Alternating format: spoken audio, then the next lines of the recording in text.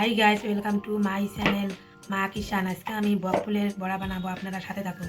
আমি কিভাবে বড়াটা বানাই। হাফ কাপ চাউল আর হাফ কাপ মসুর ডাল ভালো করে বয়েল পানি দিয়ে 10 মিনিট ভিজিয়ে রাখতে হবে। চালটা ভালো করে ধুয়ে আমি ব্লেন্ডারে চালটা ব্লেন্ড করে নেব। এখন আমার ব্লেন্ড করা হয়ে গেছে। আমি এখন ধনিয়া কুচি দেবো, হাফ চা চামচ লবণ, হাফ চা চামচ হলুদ গুঁড়ো, কাঁচা লঙ্কা কুচি আর পেঁয়াজ কুচি আমি একসঙ্গে দিলাম। আমি এখন ভালো করে মেখে নেবো। এখন আমার হয়ে গেছে। এখন আমি বকফুলটা সাইডে রেখে দেবো। এখন আমি গ্যাসের চুলাটা অন করলাম। এখন আমি কড়াইটা বসিয়ে দিলাম। আমি এখন সাদা বেলটা দিয়ে দেবো।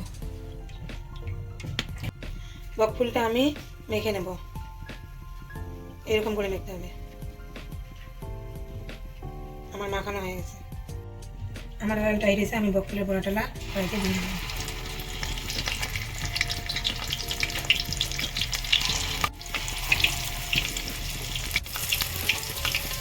এখন আমি উল্টে দেবো।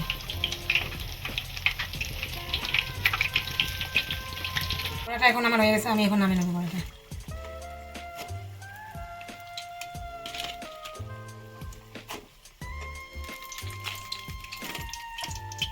এখন আমার বকফুলের বড়া রেডি। কে কে বকফুলের বড়া খেতে ভালোবাসে আমাকে কমেন্ট করে জানাবে। আমার বাঘটা বকফুলের বড়া খেতে খুব ভালোবাসে। এই বাঘ খা খা খা খা।